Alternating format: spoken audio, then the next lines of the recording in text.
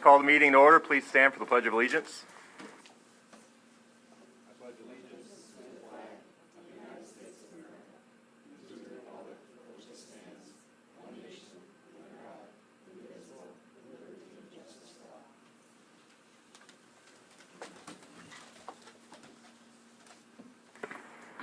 Make a motion to accept the agenda. I'll second. First and second, any discussion?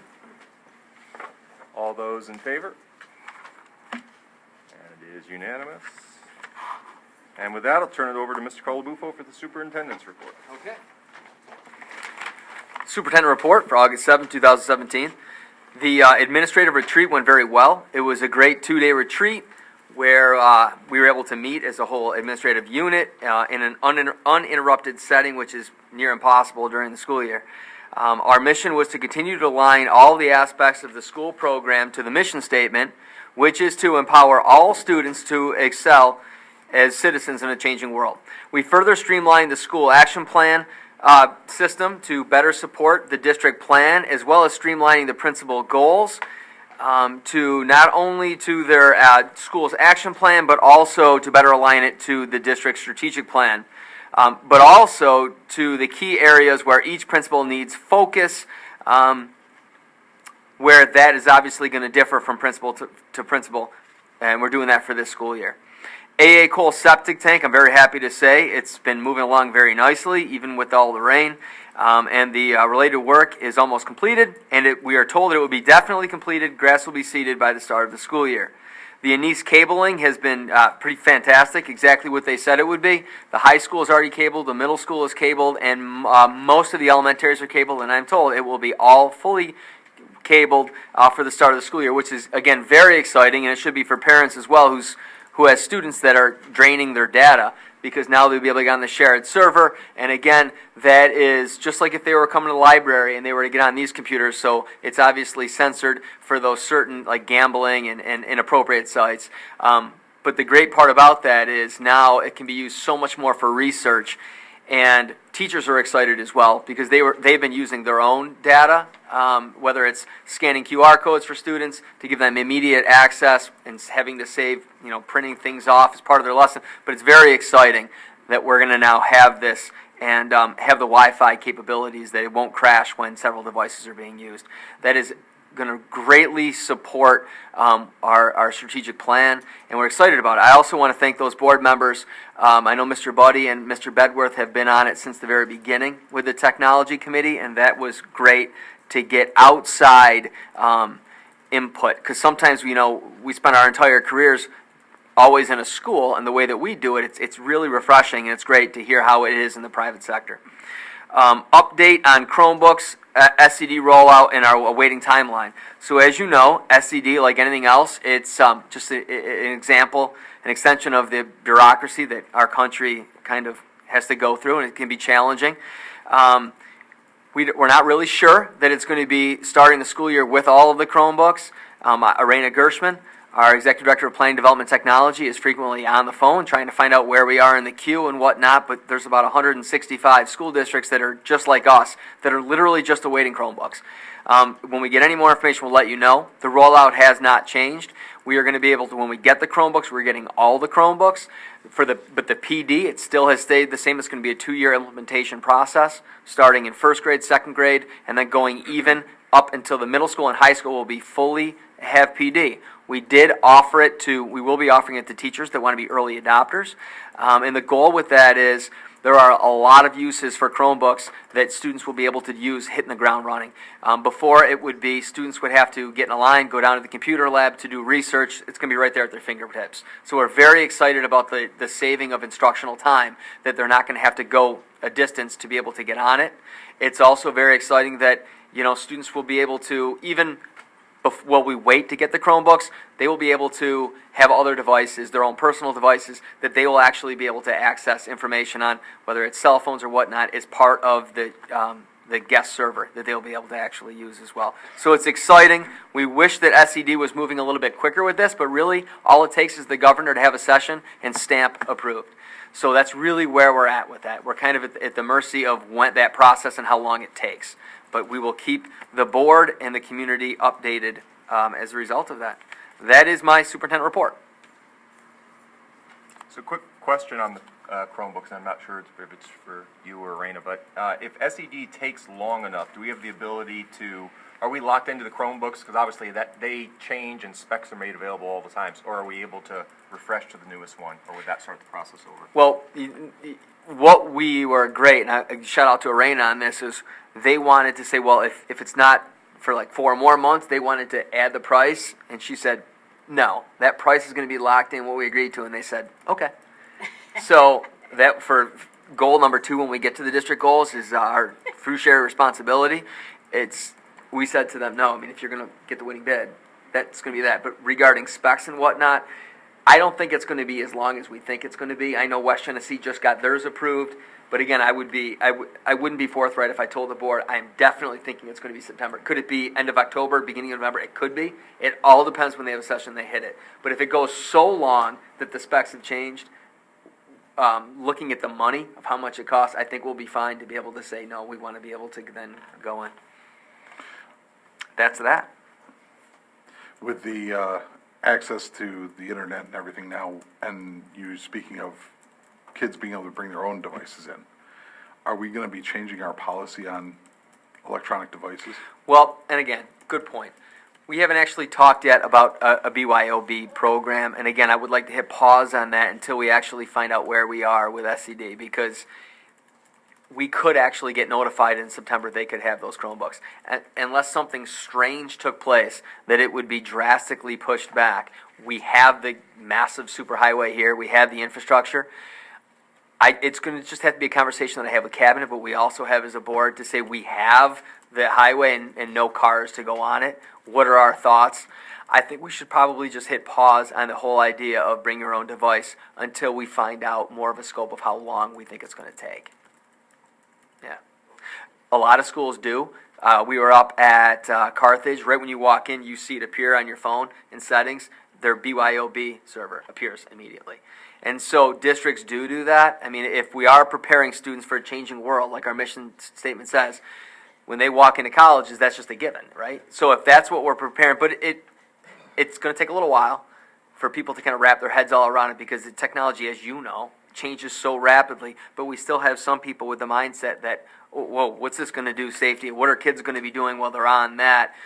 Really, it's going to be the same thing that they could be doing on a Chromebook. So, but those are conversations that I want to have, which reminds me, I'm very excited about our new added-on technology committee that we're going to have parents sit on, students sit on. I'd like Reagan, I was going to tap you as our new board member to be a part of this. And those are all discussions that I want to talk as a committee and say, what are our goals? What are our outcomes that we want to get out of our 21st century skills that we want our students to have when they graduate? And that'll all be part of it. When Mr. Colabupo watches this back, he's going to enjoy me pointing out that it's BYOD, bring your own device. What did I say? BYOB. I was being nice and letting that go. I apologize to the audience in the 57 countries that are watching. I meant to say BYOD. A couple people really. The B meant backpacks, just so you know. All right. Thank you, Mr. Colabupo. With that, we're going to move into a couple of presentations. First up is Mr. Jim King from King & King Architects on our Smart Schools Investment Plan.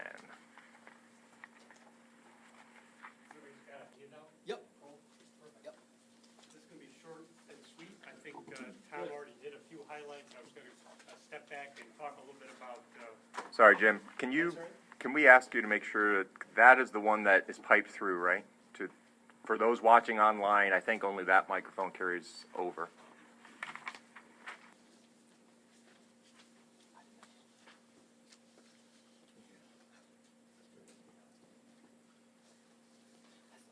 About 6 different wireless options with my phone, so I don't know if they're all up. But Testing.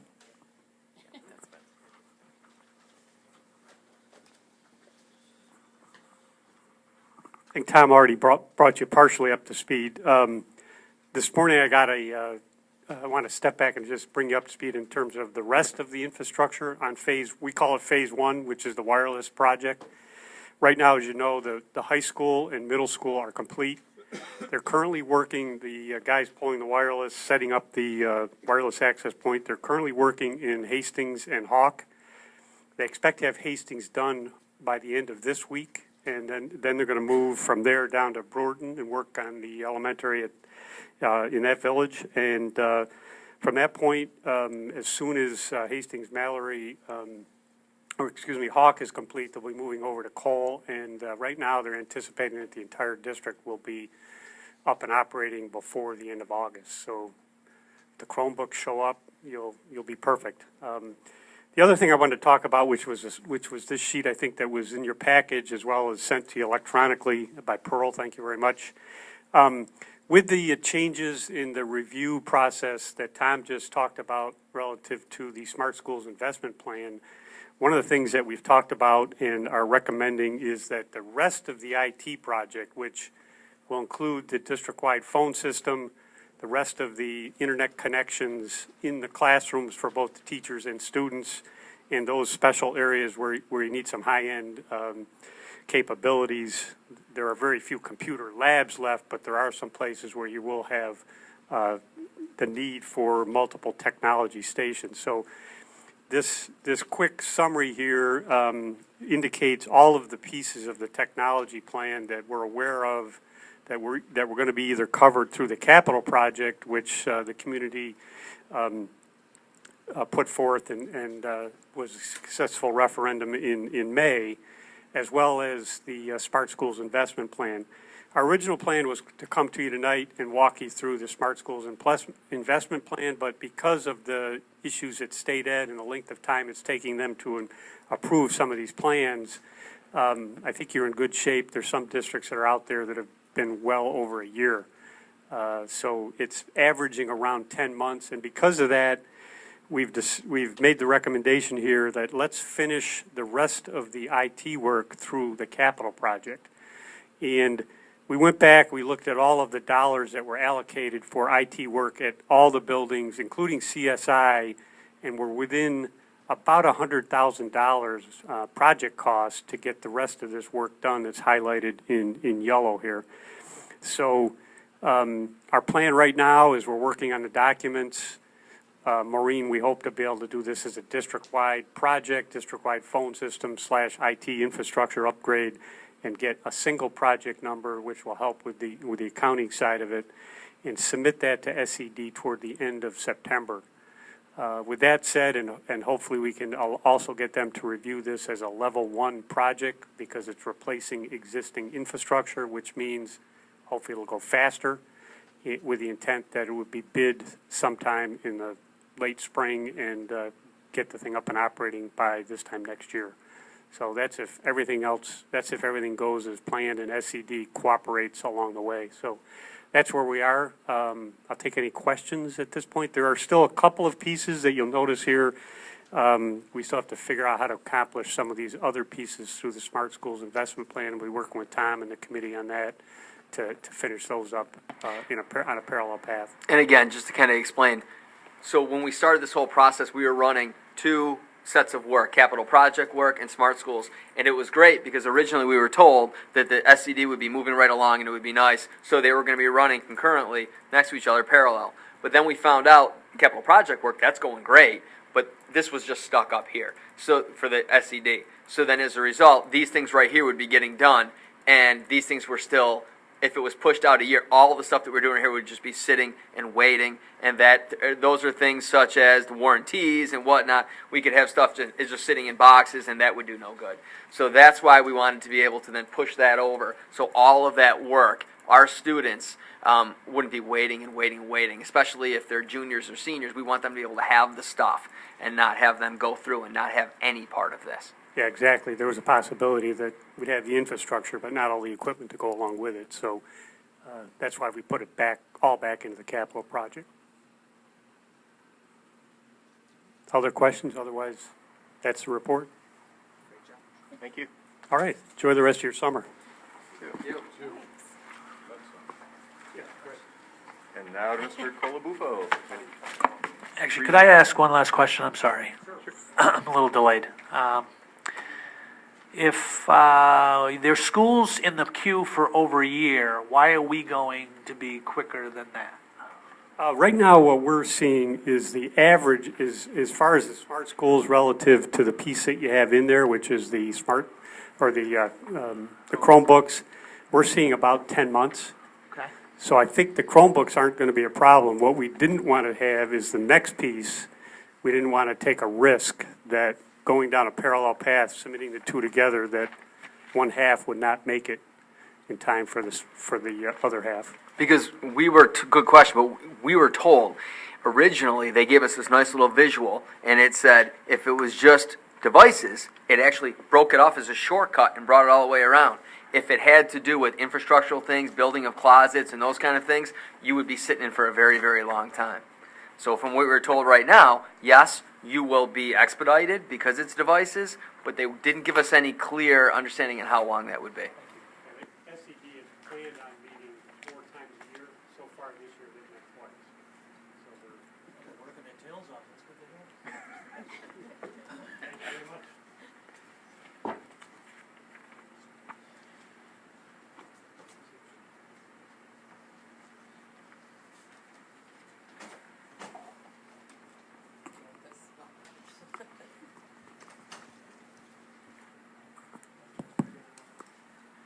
All right, my goal here today is to kind of just give you a brief overview of what the district's goals. I know that the district has always had the superintendent goals, and we're kind of trying to change that mindset because I don't want any of the teachers or administrators to think that those are Tom Colabufo's goals, because usually when you do that, it's responsibility then falls on somebody else and there's not really ownership. So yes, I will be having finalized goals that I'm going to submit to the board as part of my process as a superintendent, but those goals really are the district goals. And the great part about it is goals 1, 2, and 3 aren't anything new. They are exactly what the goals have always been, but we just put more of a heightened focus and an alignment on how we're actually going to bring those goals to fruition.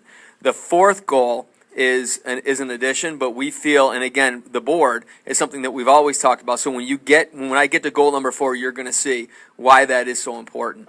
These 4 goals right here, I feel, are essential for a district to be successful. Last year, our main focus just touched upon instructional goals, which is great. It's obviously needed, but that's just 1 out of the 4. And a lot of the instructional goals didn't really align with what food services were doing and transportation. And again, so we just wanted to make sure with that alignment, it was very clear. So goal number 1 is to, can you click it? Or do I? Oh, I think I have it right here. The mission, again, I want to just keep bringing it back, is to empower all students to excel as citizens in a changing world. That is our mission statement. It was the mission statement before I came here, but it is very powerful, and it's very hard to disagree with. Clearly, we have a changing world. We see that. We just had a conversation about technology and why that's important. It's part of everything that we do. Technology is embedded. Citizens, we want to be able to have students that can get out there and actually contribute to society. And the big key out of all of that sentence right there, to me, is the word all. We want to make sure that this is for all students. We want to make sure, whether we're talking about courses at the high school and we're talking about some of our SUPA courses, and then we're also talking about opportunities at Cayuga or OCC, some students that may not be on that pathway to go to some of the more advanced colleges and universities, but absolutely they want to have college there is an opportunity, and so those students might be a little bit better geared starting out at OCC or Cayuga. So when we do that, whatever we do, it's about addressing all students. The district right now is very close to being on we're on a watch list for our special education students, and that comes as a result of our 3 through 8 testing, but also the Regents testing at the high school, and they're talking about the success rate for our identified students. Again, this goes right back to the need for differentiated instruction. The idea that you're going to have students in your classroom that are really strong, you're going to have those middle level learners, then you're going to have those struggling students. So when a teacher is planning a lesson, we want them to not only be able to identify their learning targets, but to also understand the students in their room and be able to make a lesson, plan a lesson, execute a lesson, knowing that they have different readiness levels in their rooms. I often use myself as an example because some people shy away from it. I don't. I have a highly autistic child who's going to go through school, and it may be a struggle. I also have my 5-year-old that I could just tell it comes very easy, and he was reading at 2.5. So I have both sides of the continuum in my household. You may have children that struggle, and I just want everyone in Central Square to know that we want to challenge our higher level learners and make sure, because they're competing with the best out there in the country, not just at Central Square, but we also want to make sure that we're challenging, we're not overwhelming our struggling students. So when you hear about differentiated instruction, that's really what it is. It's just that it's that mindset that we have students in classrooms that don't learn at the same pace, at the same rate during the day. And so we have to take that in consideration. So goal number 1 really focuses on increase instructional engagement. And again, just to give you some ideas, and all the board has this in their packets, these are things that involve the C-Squared 2018 plan, where we talk about differentiated instruction, providing rigorous learning opportunities, problem solving, and critical thinking. These are things that if you walk into our classrooms, we want to see students that are engaged. Instructional engagement is key. It doesn't matter what level, what grade, whether it's pre-K or whether it's 12th grade, we want to make sure that that engagement is there. And we want to be able to provide the teachers with the professional development to, continue to be able to engage students. We feel that the technology is definitely going to play a role in that, but it's just a tool. Unless there's professional development with that, it's a standalone, and we don't want that. So again, some other things that are part of this, we have our technology integration, supporting student learning. We are the district-wide technology committee. We're really excited about this with teachers, parents, support staff, administrators, and students. I want to have students sitting on in this committee as well, because they're the ones, once they graduate from here, there's a whole expectation. I talked to students that were like, Mr. Kalboof, I graduated from Central Square a year ago, and I never used Google Docs, and right when I walked in to my sociology class at SU, it was expected, and I had no idea even how to set it up. And so those are things, whether it's Schoology or Google Classroom, we just want to be able to provide all students with that opportunity. Things like the Chromebook, the one-to-one initiative, part of this, the creation of the Executive Director of Planning, Development, and Technology was a huge push in providing teachers with the opportunity to not only have the technology, but to have ongoing PD. I was a teacher way back when, 18, 20 years ago, Fayetteville Manlius had smart boards. And what they did was they came in, they went in the rooms, and then they just expected us to be able to integrate that technology to support our instruction, but without really giving us a lot of professional development on that. It was no different here when I asked about it at Central Square, and that's not a knock on our technology department. We just didn't have the structure set up within our district to be able to provide that ongoing PD, and that's why I'm really appreciative that the board agreed that we needed a 0.6 itinerant technology integration specialist for the elementary and another 0.6 for the secondary. And so that in itself is going to be great, because I've already had teachers today who are in for training that were saying they've met them, they've talked to them, and they're so excited because they wanted to get more into Schoology or Google Classroom, and these 2 itinerant workers from City BOCES are going to be able to help them do that. It's also great that it's majority of that, 76% of that is aided back to us, so that's fantastic. Getting to goal number 2. But before I do, one of the big things, I want to give a big kudos to Jeff King, high school principal, and to Connie Galvan, assistant superintendent, with the whole pathways, college and career pathways.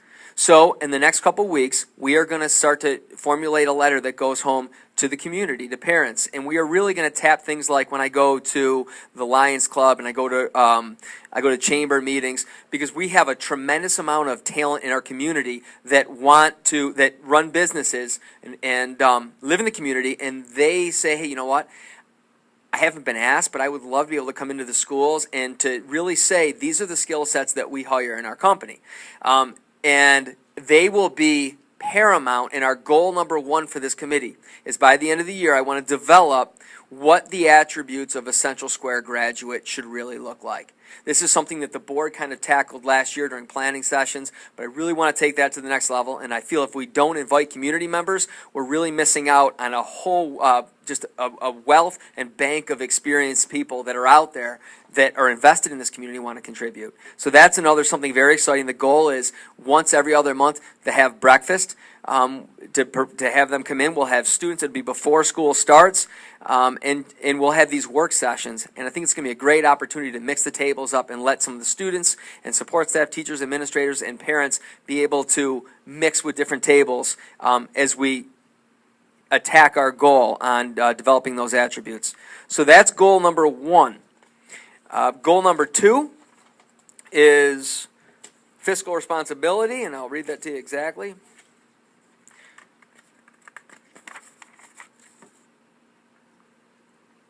To implement sound fiscal practices to support student learning and overall management of the district. So when I look at this and I think, all right, this is taxpayer money, are we really utilizing it how we should? And as you can see, we've done a lot. This board has done a lot of work to really look to say, okay, our goal is to put out a really good product. Are we sustaining an older model back when we had 5,000 students here 10 years ago? Or are we accepting the fact that right now we have about 3,700 students? We have a declining population, a declining enrollment. So what are we doing to draw more families into the community to make sure that, again, this is a place where students want to be and we're not losing people? So parts of that were the capital project, which was sorely needed. If you look at how some of the buildings, the state that they were in, which again, I give credit to Paul Brissett and his crew for really doing patchwork on some of these buildings because we haven't had a capital project in many years. Restructuring of positions for efficiency and effectiveness. We have eliminated 3 principal positions now in the span of a year. And we looked at that and we said, okay, what are the needs of the students? How are we supporting the teachers? And we just looked with the consolidation and with one of our elementary principals getting an assistant superintendent position out of district, we then were able to align and say, okay, we still need to have all of these needs met. How can we do that with the data, accountability, and state reporting, and then and not overwhelm the person, but then increase some support that we get from BOCES that is also very much aided. And we found those ways to do that. So again, our program will improve, and we'll have more money to be able to dedicate it back in a program. Food service share that we're doing still right now with APW, as other districts are still looking to explore that with us and what that could look like. And then the school budget. We were actually able to make up a $2.4 million deficit without negatively impacting education program and actually improving it, I feel, as we get more efficient. Goal number 3, and so goal number 2 is great because it's extremely applicable to building and grounds, food services, across the board. Goal 3 is to support an atmosphere that promotes 21st century citizenship for all. So these are things to be a citizen, to be a productive citizen. You have to come to school. So we're addressing those situations that we have of our absentee issues. We're addressing our graduation rate. We're looking at the students that drop out, and we're trying to identify that. One of the things that we're really excited about is what can we do in-house. So our middle school has a really strong 12-on-1 program. This is behavior management. We take care of that right here. There are programs that we do for some of our students, and that's the Stepping Stones programs and other 612 programs, and they could be as high as $70,000 a student. Minimum. They could be even higher than that. So we looked at that and we said, okay, what if we continue that now for our high school and have a 12-on-1 program? That will save the district hundreds of thousands of dollars, but it will also keep those students on our campus, and then they're taking our electives from our teachers and whatnot that we can, again, we're looking to keep our class sizes high. That was an issue that we had, and I wanted to address that, but also get some big bang for the buck, and also, help these students out. So that you see on the agenda, that 12-on-1, that's an extension of what we already have at the middle school, and we're really excited about that. Goal number 3, again, staying on citizenship. So again, we're talking about reducing our behavioral referrals. We're talking about our suspensions. We have a lot of suspensions. I will be the first to say, there are very specific, clear reasons why students should be suspended. There's no doubt about that at all. But when we look at patterns and we look at trends, this is where we need to look at that and say this is very cyclical. We see these students, they get caught into this pattern, they end up going down on homebound, and then eventually we see that they're dropping out. They're not moving out of the county, and that they're having children, and those children now we're seeing in our elementary schools with a lot of issues as well. Theo Burtis, as the board rep from last year, the last thing that he said was that the district needs to address mental health issues as a whole, because they recognize it, and it's true, and it is across all districts that they have these issues. So as a result of that, the board, in an emergency board meeting, I want to say last Monday, approved the creation of Director of Student Supports and Interventions. I'm thrilled that the person we're going to be putting up in front of that comes highly recommended, and that again, this is part of that. That person is going to be in the trenches, working with students, but also working with teachers. I've had so many teachers over the past 2 years come to me and say, Tom, I've got a couple of these kids in my class, and there's something else there. And in talking to the parents, they're struggling themselves, and there's agencies out there, and it's just making that connection. And it was very difficult because the big misconception is that school psychologists have all the training and the time to be able to do this. The fact is they have one course really that focuses on the counseling and these really intensive needs that are met. School psychologists do a lot of the testing as part of the ongoing regulations for a student going into special education, getting an IEP. Then you have school counselors that have to spend a lot of their time doing transcripts and getting kids ready for college and those kinds. Do they still meet students? And yeah, absolutely. But again, the idea of being able to tap somebody for social work and having their social work certification, as well as having the building and district level CAS, allows this person as a 12-month employee to be able to then provide that training and in-services to administrators and to teachers that have been craving tools and strategies to be able to help these students that are really the outliers in their classroom, that come to them with a tremendous amount, unfortunately, of baggage and things that they're struggling with at home, or mental issues that even haven't been diagnosed yet. And it's unfortunate that we have students that go through this district, whether it's bipolar issues, anxiety, depression, and they really don't know what's wrong with them, and parents don't know what's wrong with them until they get out. And as I say, that the window starts to close. And it is our job, if we go back to that mission statement, to provide all students, to empower all students with the opportunities to excel as citizens in a changing world. That's all students, whether they have 100 average and no issues, or whether they are really struggling and that there's a history and there's a pattern of mental illness there. So that's a really exciting position that comes out of our alignment. So that's 3. Goal number 4 that I'm very excited about is the partnership between the district and the community. When I go to all of these evening events, whether it's the Lions Club or whether it's Chamber, and I hear all the people talking about how they want to get more involved with their school district. The school district is the heartbeat of the community. People, before they buy a house and they're going to have children, they look at the district. They look at the website. We are getting a whole new website that we just saw, and it's awesome. And for the start of the school year, it's going to be very easy for anybody to be able to scroll and get the information that they're looking for. Right now, it's extremely difficult and cumbersome for parents to find things. That is going to be done. The model that we had before really didn't allow for the things that we wanted to be able to set up, and therefore there was confusion and redundancies, and people that were on there that haven't worked in the district for 5 or 6 years, and links that send people and domains that the district had paid for but weren't utilizing. So that's been a huge part of what Arena has done since she has come in, since a big part of her experience at City BOCES was running these massive initiatives and getting the alignment and whatnot. We've been able to tap her to take the lead on that. Again, I want to thank the board for understanding the need for this communication. When really this came from the board, is that even 2 years ago, they were saying we need to be way more transparent for the community, and we need to communicate better with the community. So if the community is struggling to understand what we're doing, right away we've failed as the district to provide a sense of clarity. So these 4 goals is basically how the principal's goals are going to be. So under each goals 1, 3, and 4, because goal 2, they don't really have a lot of say involved with goal number 2. Doesn't mean that we're not going to be looking, there are specific things, but goals 1, 3, and 4 will be targeted for each principal.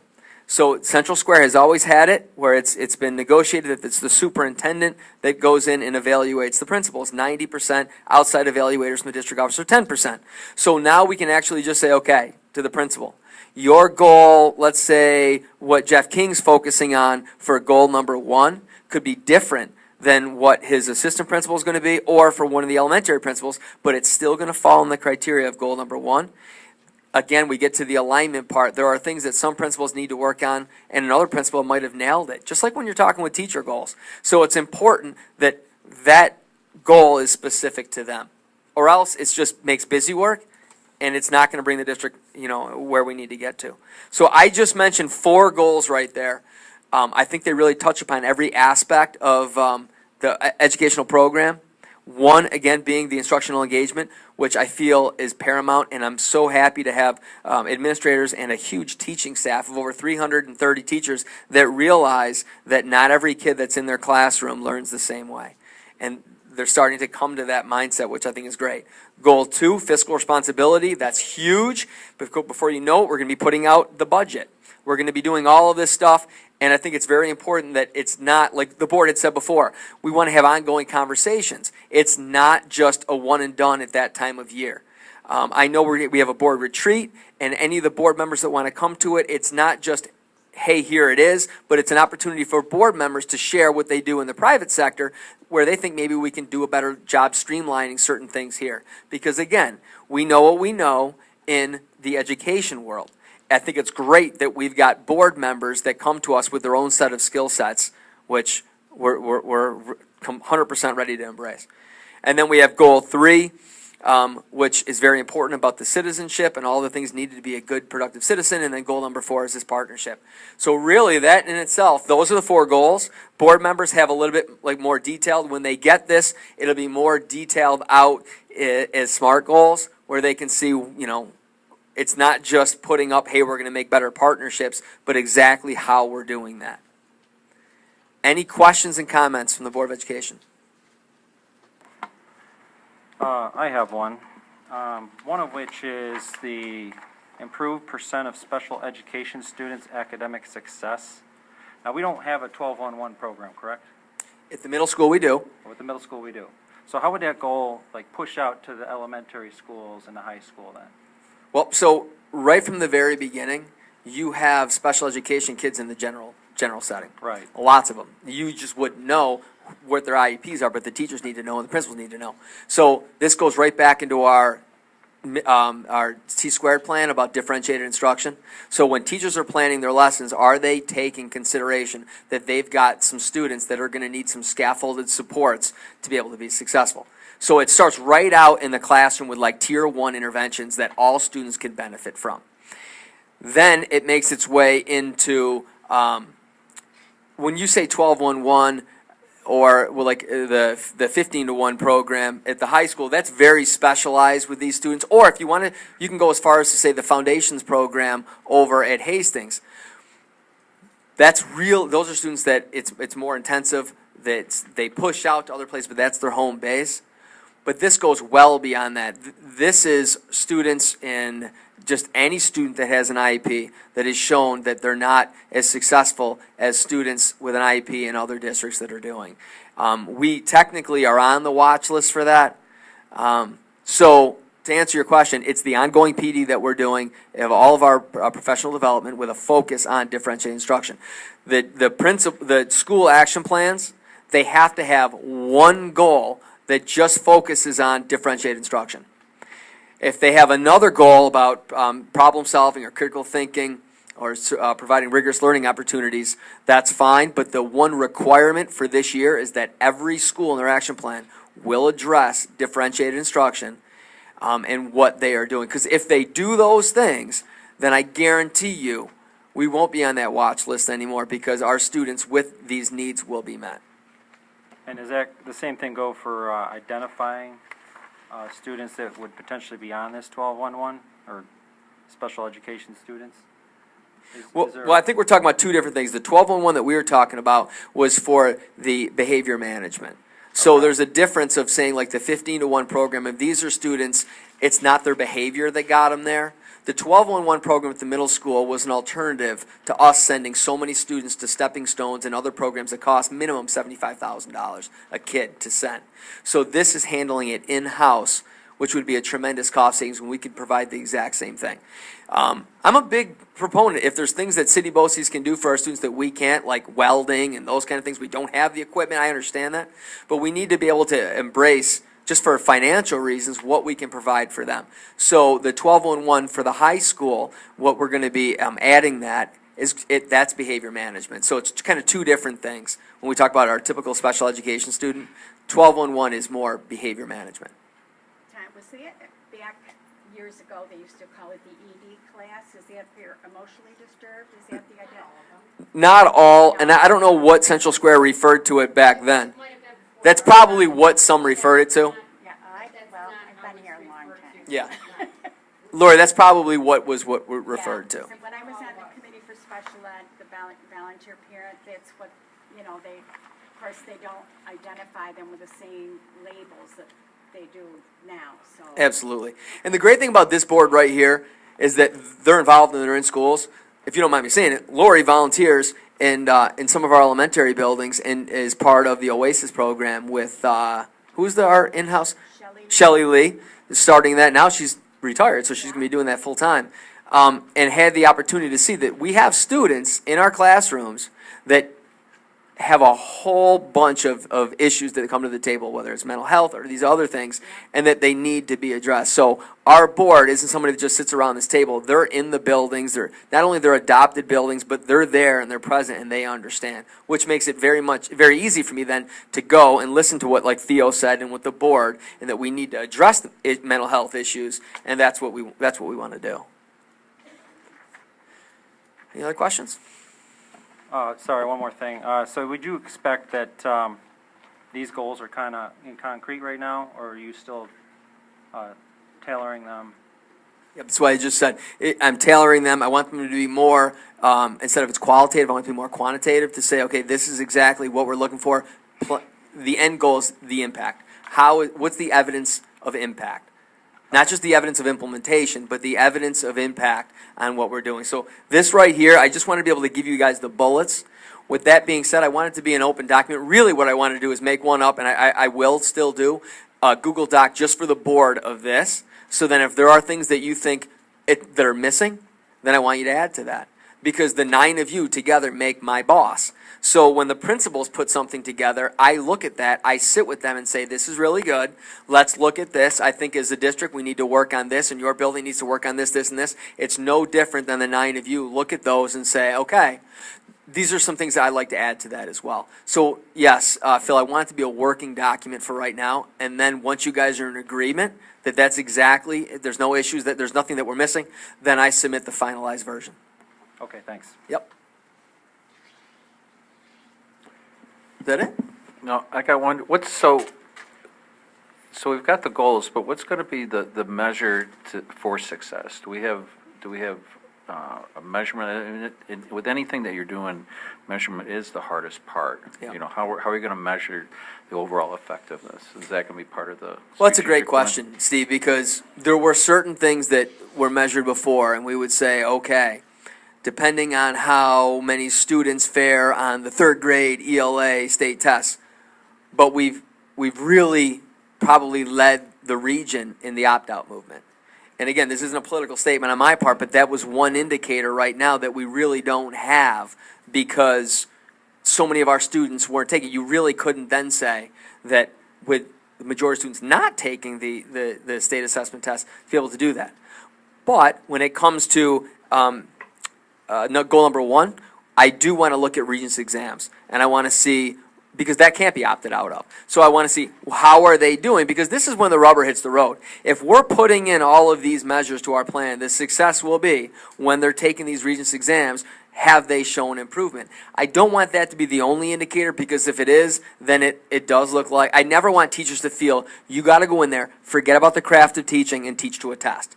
Because I worked in a district many years ago that we were told to stop teaching new stuff 2 months before the state tests and just do test prep, and that demoralized students. So I hear what you're saying. I want to look with my cabinet and really say, okay, what are some quantitative things that we would say that our dropout rate? You know, it's interesting. You can't really say that dropout rate and graduation rate are the same thing. We have students between 45 and in some cases 70 per cohort that for whatever reason, from when they started as a freshman, they just don't make it through. Jeff King's done an amazing job over the years targeting this and saying, okay, well, we have some things that we do that have been shown not effective, and some things are beyond our control. It literally takes a doctor to write a note for anxiety, and the kid just stays home the whole time. Now, we're trying to really kind of challenge that and say, oh, no, hold on a second here. Your child could be in school. No, don't get me wrong. Are there cases that warrant that people are probably watching saying, whoa, is he talking about my kid? There are situations that warrant that, but the numbers that we have of students, we're never giving teachers and administrators the opportunity to impact the graduation or the dropout rate when they're not even seeing these students in their classrooms. So that's not a knock on the teachers. You can't blame them. They don't have them there. Or you can't blame a teacher when a student doesn't come to school. So you can have a great teacher. If that kid's attendance is abysmal, you can't blame that on them as well. So we're trying to look at all the things that actually can be measurable. And it becomes more and more difficult when we look at, like, assessments that they're not taking. But again, with that being said, I'm not making a political statement to parents. I'm just simply saying it was an indicator, one indicator. For the most part, we can't really rely on the data that we get because it's so skewed because of how many kids that don't take the exams. But we can for Regents exams at the high school because you have to take those. So we can look at that. So we can, that's absolutely something we can say is we can look at our, integrated algebra results, which is in ninth grade, that's one of the number one indicators of the success rate of a student in high school, is that. We can look at that and then, go from there. We can look at the ELA Regents exams, which is technically in grade 11, and to see how they fare and have we improved upon that. So there are definitely quantifiable measures that we can use. Again, if the board members have any ideas and other measures that we'd like to see, we absolutely can look and work and to put those in. Good question, though.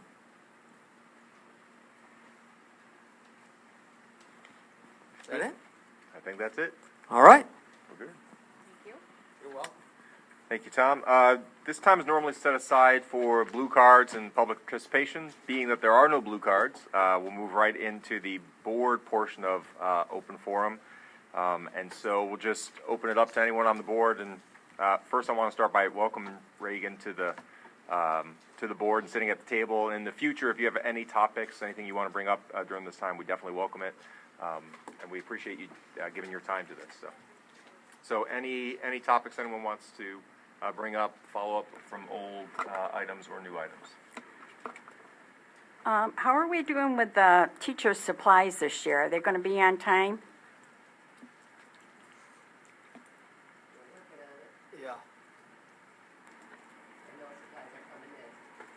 Yeah, I've seen them coming in.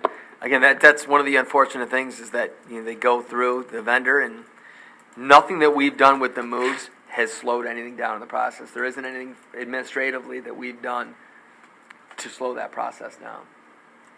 I know, but every year, a lot of times teachers are going out and purchasing the same thing that's going to be coming, but it's not there until October or November. So sorry, I'm just hearing about this.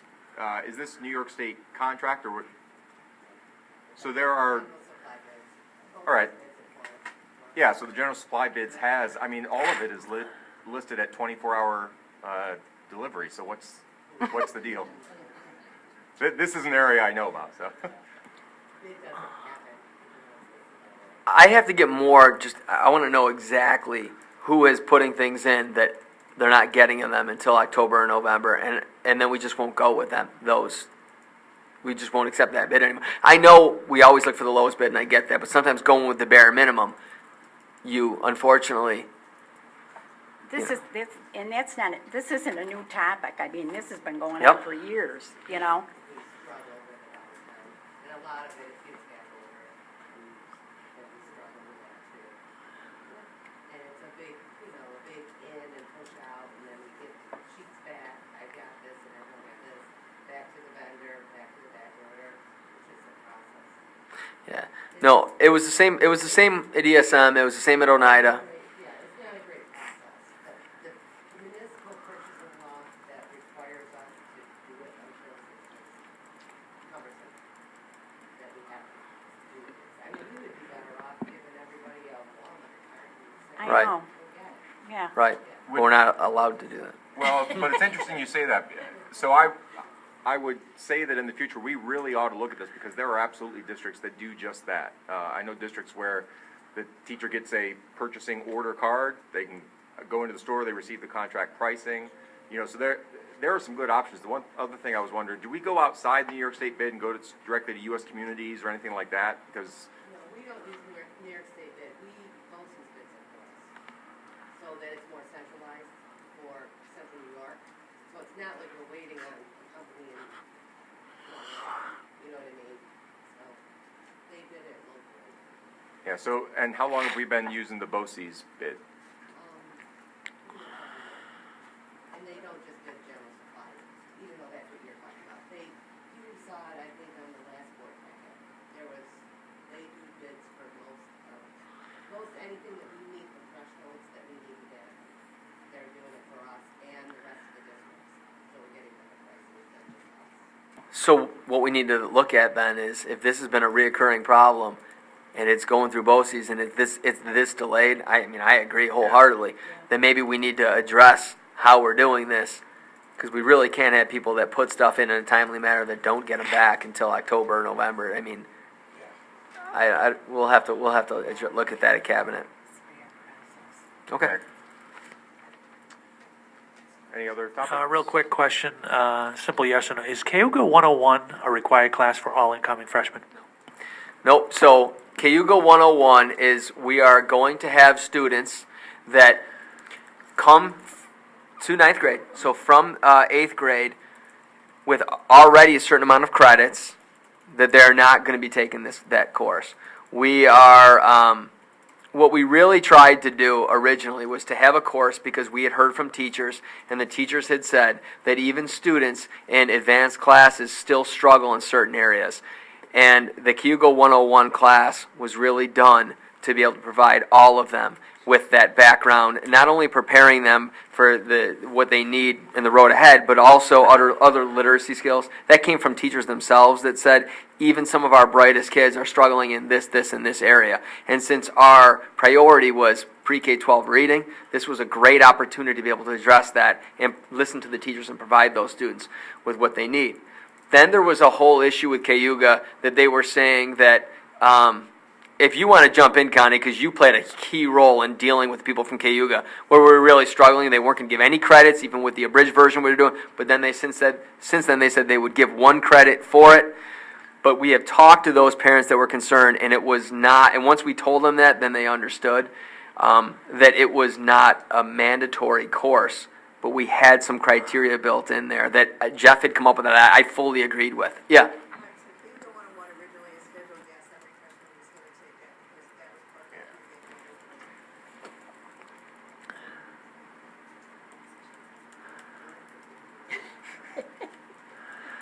I guess I just need, if it's not a required not. course, I don't need a lot of detail on it. I don't want to deceive anyone. There are some students that are not going to have to take it because they're coming in with so many high school credits as it is. Okay. So what we're doing is looking at some of the kids that already went through advanced algebra and all of those. They wouldn't need to take it. Okay. But we aren't going to say it's not required because it is going to be required of most of our students because if you understand that population is not huge. Okay. So the follow-up question then is, if a parent does not want their child to take Cayuga 101, do they have to take it? if they have not And I don't already mean to come- put you on the spot, but Yes. I got 2 questions I like to call, this. and it was unfortunate at 6:05 today, so That's okay. You should have had them call me. I'm always. I will, I'll, Yeah, why don't you have them call me Okay. so that I can explain it? Because I don't want to be insulting to anybody when you say, well, not too many of our kids are going to be in that predicament. Fair So enough. why don't you have them call me specifically? fair enough, All perfect. right, thanks. And then a real simple one is, I don't think the Cleveland playground equipment, I'm not being facetious, has been picked up. Is that gonna be moved, or is it not gonna be moved? We were pushed to make a decision to allow them to take it, and we sit here in August of 2017, and it still sits there, I believe. Somebody can correct me if I'm wrong. And Paul Brissett's not here, but the goal was that somebody was going to come and somebody was going to pick it up. Then we hit that rainy spell and whatnot, and they said, well, we're going to delay that a little bit. From the last that I had heard, they were going to come and they were going to take that, because we are still at that threshold with the DEC that they keep telling us. The captain is telling us that they're all still on board. Again, it's kind of like with SED. We're waiting for the governor to come in and say, there you go, here are your funds. So, good question. When I find out more, Ms. McCarthy, I will let you know when they are going to pick it up. Thank you.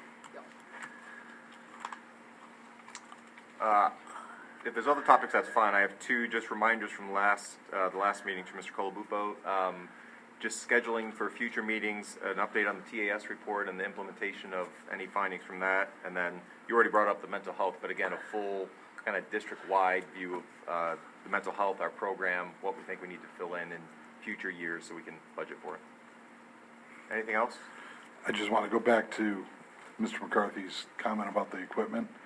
Does the DEC understand that equipment's supposed to be leaving? Because if they come through and boom, we get a stamp done, right? Yeah, they actually thought it would be good that it was gone, because while they want to welcome and ingratiate themselves, they said, into the Cleveland community and they don't want for safety risks for kids to come in playing on equipment that we have deemed not needed. And so they want it out. So they know full well that that's going to go. Well, I'm only worried about it because if the money comes through and they want to close on the deal and the equipment's still sitting there. No, they're well aware. Okay. Yep.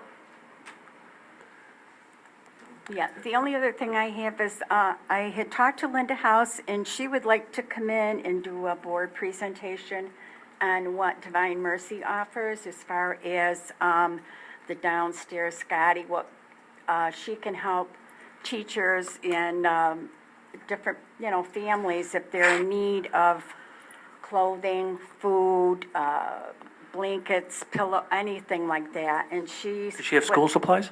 No.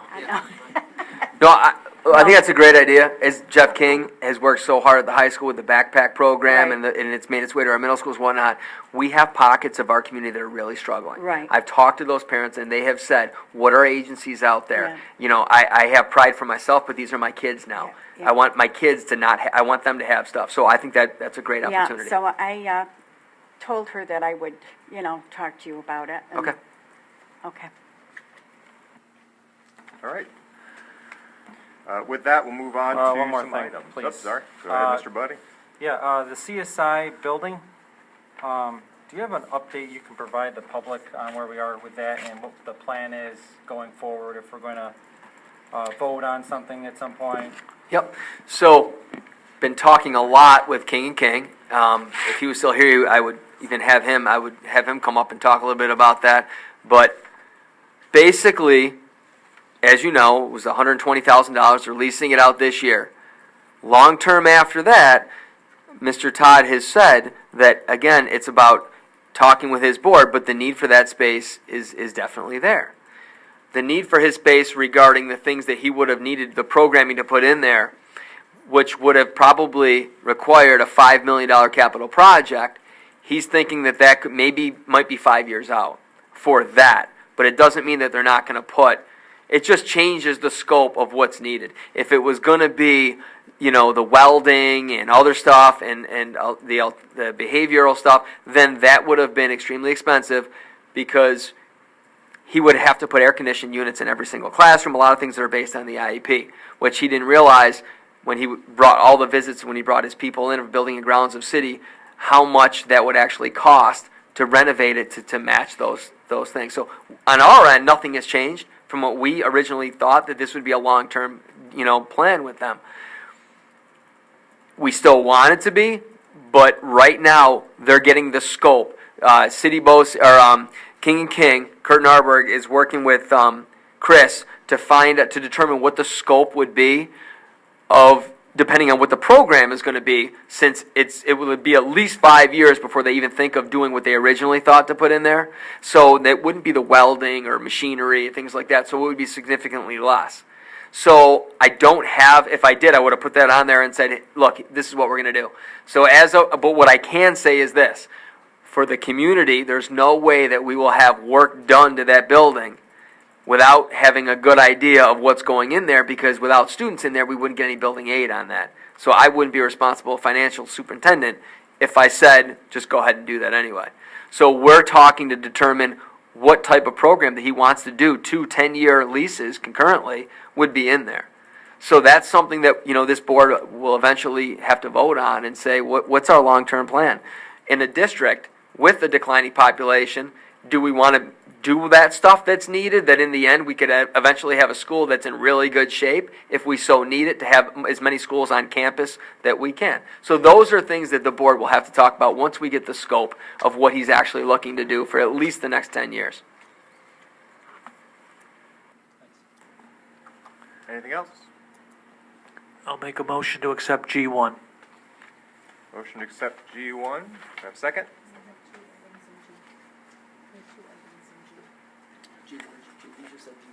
Yeah, we have 2 separate. Yeah. I'll do them separate.